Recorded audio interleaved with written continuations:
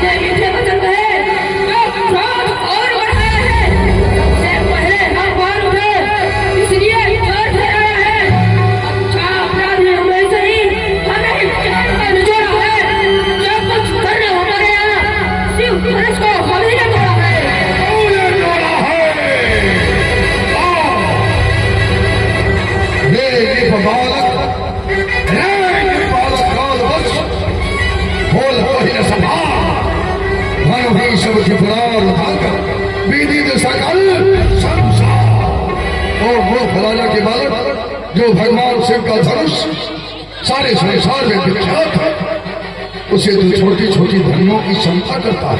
सुन, 80 लाख मस्त को कोसा 80,000 गज बेरी रांधा चढ़ो, तब धनुष बनो असुरार।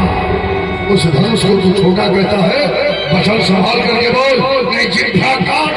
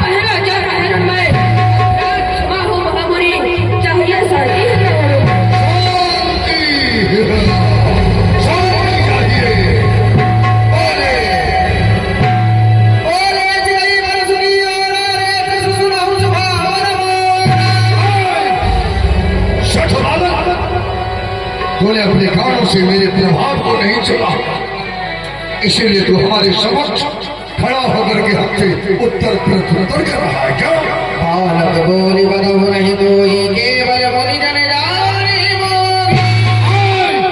मैं तुझे छोटे अच्छा समझ करके तेरा बदल नहीं कर रहा हूं और तुम मुझे साधारण मुनि महात्मा समझ लिया है। गांव में खिचड़ी पाने वाला साधु समझ लिया है क्या? बाल ब्रह्मचारी अविद्रोही विश्वविदित क्षत्रिय कुलद्रोही मूर्ख बालक, एक तो मैं बाल ब्रह्मचारी अकारण ही क्रोध करने वाला हूँ। संसार में विख्यात है कि मैं क्षत्रिय कुल का महान शत्रु हूँ, महान शत्रु। उज्ज्वल भूमि भूप विनुकीनी विपुल बार मणि देवन दीनी। अपने पिलाओं के बल से, इस फरसे के सहयोग से एक बार नहीं 21 बार मैंने इस पृथ्वी पर से क्षत्रियों को विहीन किया है और इस पृथ्वी को ब्राह्मणों में दान दिया।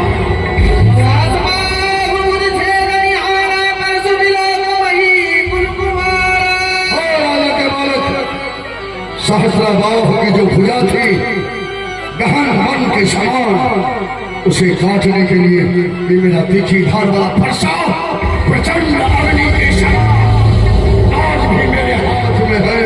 देख ले। ओ शठ बालक, तुझे हुआ है क्या जो बात आता जाता है? क्या न्यौतारी ब्राह्मण समझा जो मुझे काटता जाता है? मुझको सीधा ब्राह्मण समझ, मैं क्षत्रिय कुल का द्रोही हूँ। रघुवंशी बाल ब्रह्मचारी अत क्रोधी और मेरे सोनी वर्षे ने सोने की नदी बहा दी है। इस आर्य भूमि में कई बार छत्राणी लांग विख्यात सहस्राबाहु के बाजू काटने वाला है। इस फरसे को तू भी देख, तेरा रक्त चाटने।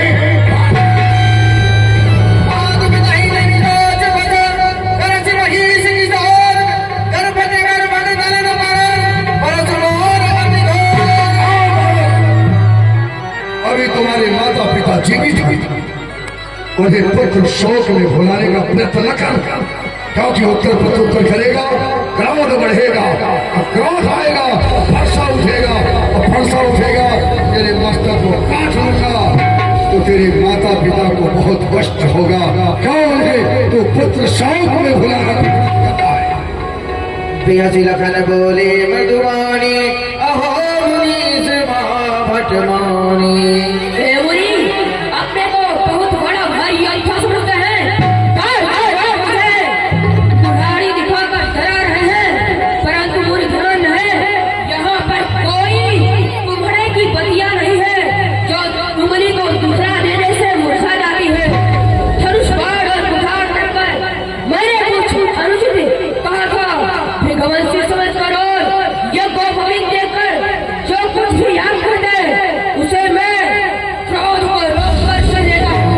नहीं तो देवताओं ब्राह्मण भगवान के भक्त इन पर हमारे कुल में वीरता नहीं दिखाई जाती है, क्योंकि इन्हें मारने से पाप लगता है और इनसे हार जाने पर जगत में कीर्ति होती है। इसलिए मुझश्रेष्ठ आप मारे तो हमें पेड़ ही करना चाहिए। आपका एक वचन करोड़ों वज्रों के समान है। आप धनुष बाण वर्षा यथी धारण करते हैं। मुनिवर देखना इस फरसे को कहीं नजर न लग जाए, दबा लीजिए पाख में हवा न लगने पाए। बस किसी बड़ी फसल से सुरों का स्वर्गवाद हुआ, हल्दी के एक कांट से पर सत्य का वादा हुआ। बीत चुकी इसकी भार, यह शस्त्र आपका गुत्थल है। फरसे में नहीं प्रबलता बूढ़ी वाणी में बने इस क्षत्रिय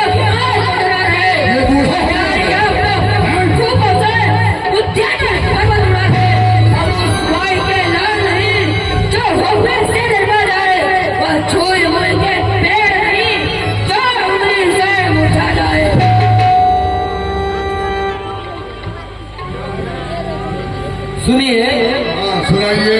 आप ये जो फरसा लेकर कह रहे कि वो कर देंगे, ये कर देंगे, वो कर देंगे, इसका लाइसेंस है आपके पास?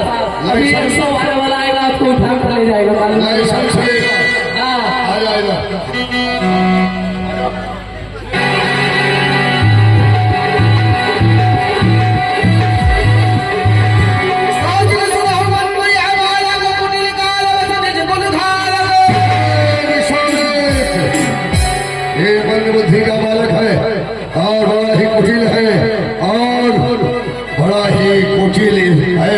कुटिलता इसके हृदय में कूट कूट के भरी। भानुवंश राकेश कलंको निपट निरंकुश अवध असंख्य। बल हुआ है लेकिन बड़ा ही निडर, निशंस और डर दिखाई दे रहा है।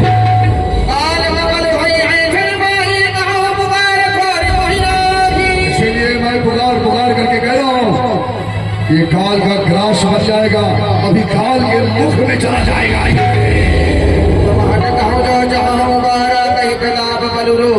अगर इसे अपने चेहरे को बचाना चाहते हो तो हमारा बल प्रसाद क्या करके इसे समझाओ, हटाओ यहाँ से।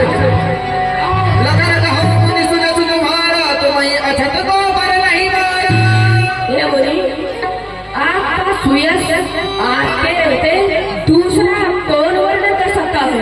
आपने ही अपने मुख से अपनी करनी बहुत बार अनेकों प्रकार से वर्णन की है। आखिर इतने पर भी न संतोष किया हो तो कुछ आप और भी हटा लिए। और देवता व्रत घाट करने वाले छोटे धैर्यवान पुरुष गाली देते शोभा नहीं करते, इसलिए ही कहते हैं सूर्य समझदारी नहीं कर रही कहीं न जरा विद्यमान कायर करे बताओ। सूरवीर युद्ध में सूरवीरता का कार्य करते हैं पर अपने का भगवान नहीं जनाते। शत्रु को युद्ध में उपस्थित पाकर कायर ही अपने प्रताप की तीन मारा करते हैं। आप तो बार बार मुझे फरसा दिखलाकर डरा रहे हैं। श्री महाराज बच्चे हैं, बच्चा ही बचपना काटे हैं, पर तुम्हें नहीं से बनेगा जो बच्चों के मुंह रखते हैं। मेरे मुख में वह दूध नहीं जो तुलसी से दूषा जाए, तरह कैसे मेरे मुंह से अत्यधिक गुमान न जाए। जय श्री राम। गुलाब यादव जी, ग्राम भैंसुआ बड़ाव, जिला पंचायत गोपाल यादव, जिनकी तरफ से परशुराम जी के सुंदर पाठ पर प्रसन्न होकर के 201 रुपए का दान हुआ। भगवान कल्याण करें। सुनत लखन के वचन कठोरा, परशु सुधारो धर्म कर घोरा।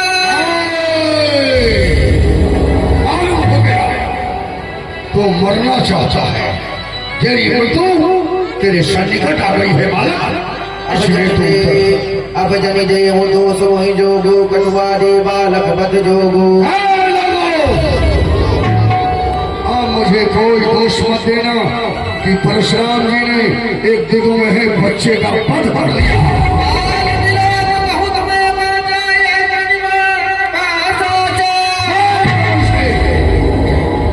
बालक जान करके बच्चा समझ करके बचाता रहा, लेकिन ये मरना ही चाहता है, अपना निवास यमपुरी में करना चाहता है।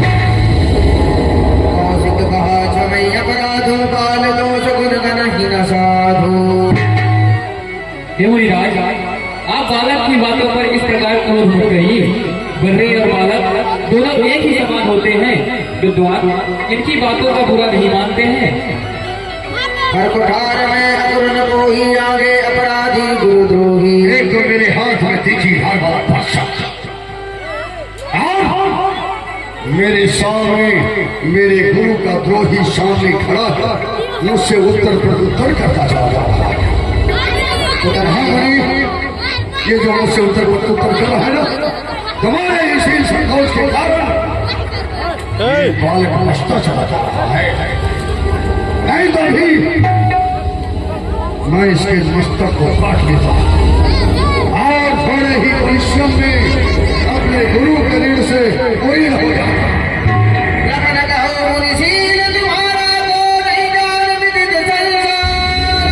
हे मुनि, आपके सिर को कौन नहीं जानता है, वह तो संसार भरने का चिन्ह है। आप माता पिता से तो अच्छी तरह उर्ण हो ही गए हैं, अब गुरु बारी बचा है जिसके जीने में बड़ा सोच लगा है। अब उन्हीं का है विलंब कर गुरु के निराधु हाथ चुकाऊं मैं, एक एक अंक पे शंख धरो और जोर लगाए के मोह बनाओ।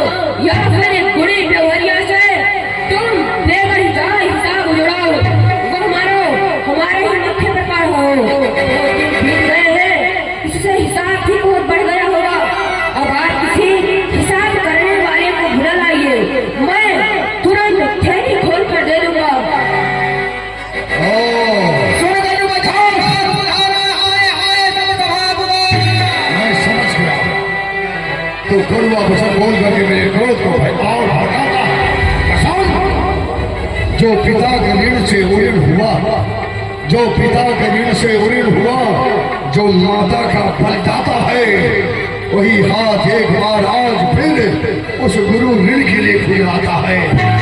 आज सुनहरी मौका है, सब कर्जा भुगतान करूंगा मैं, इसी फरसे के तेग से तेरा बलिदान।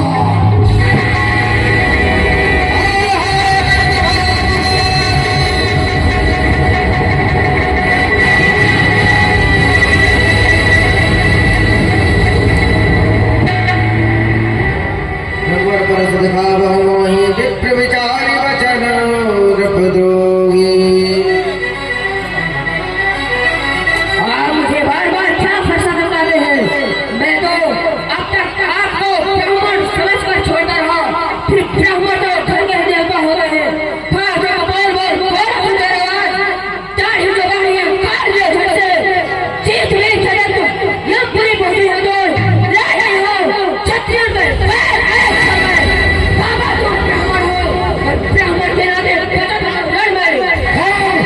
मुझे दाढ़ी उखाड़ेगा, हल्ला विश्व में दाढ़ी उखाड़ूंगा।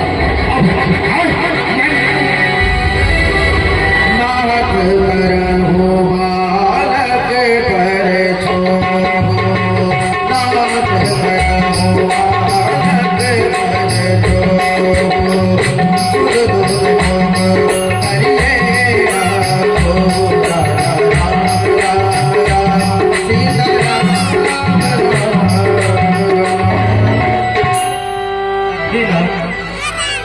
बालक पर विपादी जी इस सीधे और दुर्मोहे बच्चे पर क्रोध न करिए भगवान।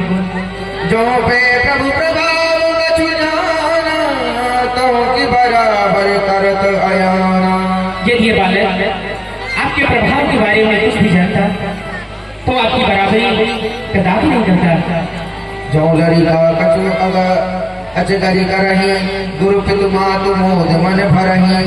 ये बालक कुछ चपलता कर देता है तो गुरु पिता माता आनंद से भर जाते हैं, इन पर कभी क्रोध नहीं करते। हे जमदग्नि नंदन, आप साधु हैं, तपस्वी हैं और महाशक्तिशाली योद्धा हैं। जब क्रोध नियंत्रित होता है तो विजय महायश मिलता है, किंतु जब हम क्रोध के वश में हो तो अपयश और दुख केवल मिलता है। तीनों लोगों की हर घटना निश्चित और पूर्व नियोजित है।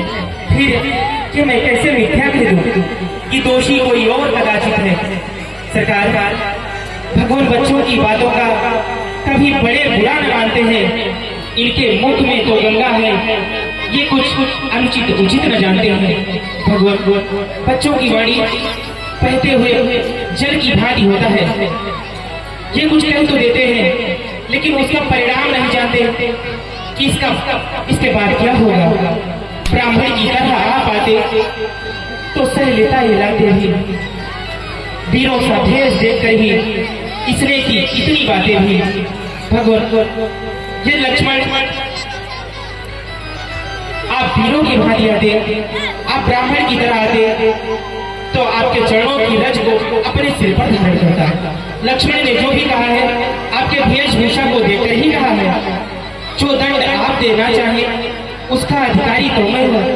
ये सब प्रकार निर्दोषी है, सच्चा अपराधी तो मैं हूँ, मैं आपका अपराधी हूँ। राम वचन सुनिए, तुम्हारी बातें सुन करके नरमाई हृदय में आ जाती है। तुम दंडोत करते हो, क्षमा करो, ठीक है। हमारे कहने से तुम्हारे भाई को हमने क्षमा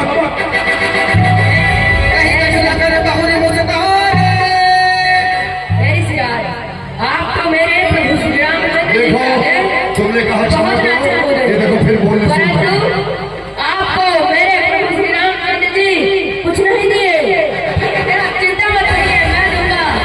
इस राज की नाई आते ही तो पूजा होती आपकी, चरणों में लाल जवाहर मणिमुट्ठा मुक्त करता।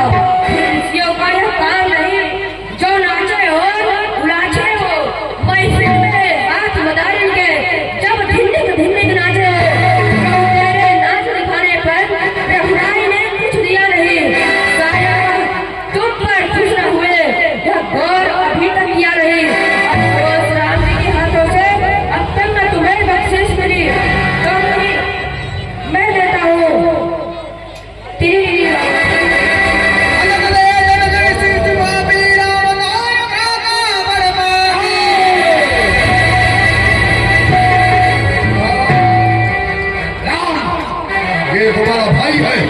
ये बहुत बड़ा पापी है, आप पापी है।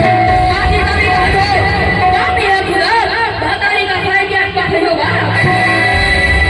मैं तुझको खा जाऊंगा। और शरीर श्याम मन माही, काल कूट मुख पैर खुनाही। इसका शरीर तो बड़ा ही गोरा है, सुंदर है, बड़ा ही दिव्य सुंदर है, लेकिन जितना ये सुंदर है उतना ही इसके हृदय में मैल भरा हुआ है, विष भरा हुआ है। सहज टेढ़ अनुहर ही तो ही, नीच नीच सम देख न मोही। मैं इसके समक्ष